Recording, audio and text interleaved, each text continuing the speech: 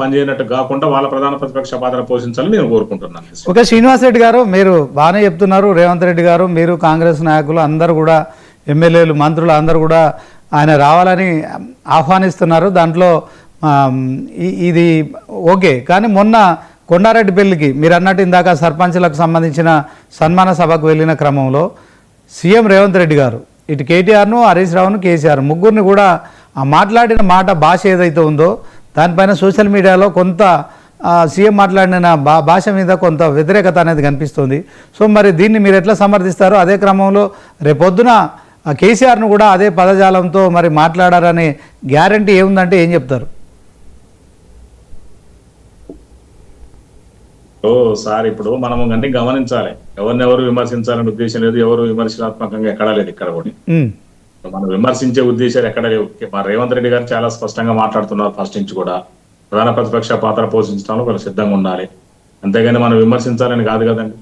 ఇవాళ 3 నిమిషాల నుండి వెళ్ళిపోయి మనమే చూసాము. అంటే ఒక ముఖ్యమంత్రిగా కొంత అన్పార్లమెంట్గా మాట్లాడినట్టు అది బాగా వైరల్ అయింది కదా సార్. ఇది కొంత సీఎం స్థాయిని కూడా అది తగ్గించిందని కూడా సోషల్ మీడియాలో ప్రచారం జరిగింది కదా, దాని గురించి ఏం చెప్తారు?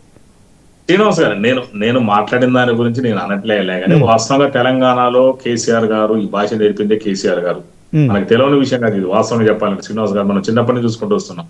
ఇప్పుడు తెలంగాణ మా లాంగ్వేజ్ ఇట్లాంటిది పోయి మా తెలంగాణ ఇట్లా మాట్లాడదాం అని చెప్పేసి ఆయన వాళ్ళ కాలంలో విమర్శించడం నేర్పింది కేసీఆర్ గారే. కేసీఆర్ గారికి మాత్రం ఇట్లాంటి తిట్ల మీద పేటెంట్ రైట్ ఉంది, ఎలాంటి సందేహం లేదు అక్కడ, అది అందరికీ తెలుసు. అందుకని కేసీఆర్ గారు తెలంగాణ జాతిపిత కాకుండా తెలంగాణ బూత్ పిత అని కూడా అంటా ఉంటారు అందరు కూడా. అంటే ఆయన వాస్తవంగా ఆయన ఇప్పుడు వచ్చినోడు వచ్చి ఊగనే ఏమన్నాడంటే తోలు తీస్తాను మంచిగా మాట్లాడి మేమందరం టీవీలో లైవ్ లో చూసి నేను కూడా చాలాసేపు అంత మంచిగా జనాల తర్వాత మాట్లాడుతున్న నేను మొత్తం లైవ్ అంతా విన్నాను ఆ రోజు. అంటే మనము అంత పెద్ద ఆయన అనేవారికి ఇప్పుడు ఆయన అట్లా అనటం కూడా పద్ధతి కాదు. ఎందుకంటే ఎందుకు అనాల్సిన అవసరం ఉంది? మీరు అనొచ్చు ప్రతిపక్షంగా, మీరు ఏదైనా విమర్శించారు. విమర్శలు ఎట్లుండాలంటే అవి వ్యక్తిగతంగా లేకపోతే అన్పార్లమెంటరీ వర్డ్స్ అంటాం కదా, మనం అట్లా పోవద్దు. అవి ఎవరికి కూడా ఇబ్బంది కలిగించవద్దు మాట్లాడే మాటలు. అందువల్ల ఏంటంటే అప్పుడు ఆటోమేటిక్ ఎదుటి వాళ్ళకి అవకాశం ఇచ్చినట్టు అయిపోయింది కదా కేసీఆర్ గారే. నేను ఏమంటున్నా అంటే అట్లా మాట్లాడకుండా ఉంటే బాగుంటది. ఎవరు మాట్లాడకుండా మొదలు పెడతా ఉంటారు కేసీఆర్ గారు ఊకోరు. అందుకని అట్లాంటి మనం ఆ సాంప్రదాయానికి పోవద్దు. రేవంత్ రెడ్డి గారికి ఏం మాట్లాడాలని ఆయనకి ఏం ఇంట్రెస్ట్ ఉండదు కదా. యాక్చువల్ గా రేవంత్ రెడ్డి గారు మాట్లాడడం మొదలు పెట్టిందే కేసీఆర్ గారు. మొదలు పెట్టింది ఒకసారి మొదలైతే అది ఆది ఉంటదండి, ఒకసారి మొదలైందంటే అదే కంటిన్యూషన్ వెళ్ళిపోతున్నాడు, అది లాంగ్ ప్రాసెస్ లో అట్లా.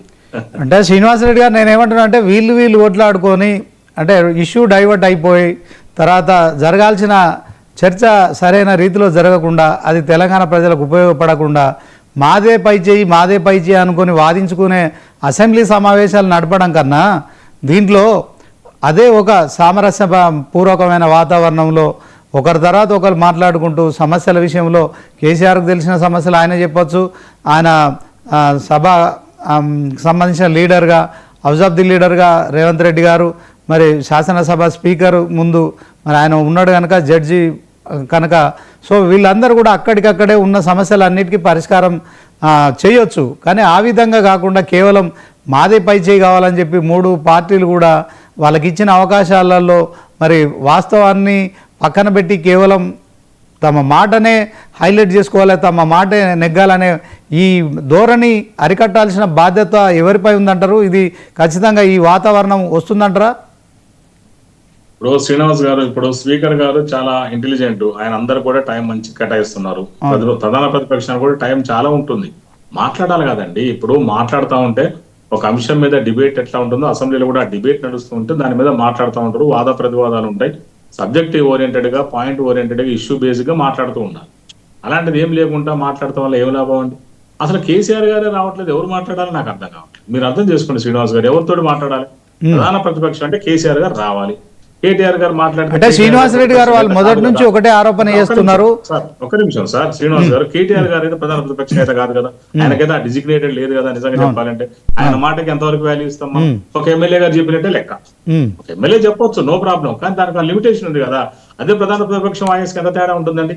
ఒక మంత్రి మాట్లాడితే, ఒక ముఖ్యమంత్రి మాట్లాడితే ఎట్లా తేడా ఉంటుందో ప్రధాన ప్రతిపక్ష నేత మాట్లాడితే ఆ వాయిస్ ఉంటుంది దానికి. ఓకే, శ్రీనివాస్ రెడ్డి గారు మాట్లాడుతున్నారంటే కేటీఆర్ గారు ఏ హోదాతో మాట్లాడుతున్నాడో నాకు అర్థం కాదు. ఓకే, శ్రీనివాస్ రెడ్డి గారు మొదటి నుంచి కేటీఆర్ కానీ, హరీష్ రావు గారు కానీ, బీఆర్ఎస్ పార్టీలో ఉన్న ఎమ్మెల్యేలు కావచ్చు, వీళ్ళందరూ కూడా రేవంత్ రెడ్డి గారు కేసీఆర్ కంటే వయసులో చిన్నవాడు, ముఖ్యమంత్రిగా ఆయన వయసుకైనా గౌరవం ఇవ్వట్లేదు, ప్రధాన ప్రతిపక్ష పార్టీకి సంబంధించిన మరి నేతగా కూడా చూడట్లేదు. సో ఇష్టం వచ్చినట్టు మాట్లాడుతున్నాడు కనుక కేటీఆర్ లాంటి వాళ్ళందరూ కూడా కేసీఆర్ అసెంబ్లీకి రావాల్సిన పని లేదు, హరీష్ రావు కేటీఆర్ మేమంతా ఉన్నాం, మాకు సమాధానం చెప్తే చాలనే వాదన కూడా చేస్తున్నారు కదా, దీనికి ఏం చెప్తారు? ఇప్పుడు శ్రీనివాస్ గారు అది కరెక్టా అండి? అది ఎట్లా ఉంటుందా? అట్లా లీగల్ గా ఉంటుందా అండి? అట్లా మన ప్రధాన ప్రతిపక్ష నేత ఎవరండి? కేసీఆర్ గారికి వదిలిపెట్టి కేటీఆర్ కో లేకపోతే హరీష్ రావుకి ఇస్తారా? ప్రధాన ప్రతిపక్ష నేత అంటే ఒక సిస్టమ్ ఉంటుంది కదండి, మన ఇష్టం కాదు కదా. ప్రధాన ప్రతిపక్షం ఎవరు ఈ రాష్ట్రంలో? బీజేపీ శాసనసభ పక్ష నేత ఆయన, బీఆర్ఎస్ శాసనసభ పక్ష నేత కేసీఆర్ గారు, అంతే, ఆయనే ఉంటారు ఆటోమేటిక్ గా. బీజేపీకి ఒకరు ఉంటారు, అంతేగాని ఎవరు పడితే వాళ్ళు ఉండదు కదండి. ఎట్లా సిపిఐ కోణం సాంబశివరావు గారు ఉన్నారు, ఎంఐఎంకి ఒక నేత ఉంటారు, అట్లే కానీ ఎవరు పడితే వాళ్ళకి ఉండదు కదండి. కేసీఆర్ గారు రావాలని ఖచ్చితంగా మాట్లాడాలి, ఆయన అంటే మాకు అందరికి గౌరవం ఉంది, అట్లేం లేదండి.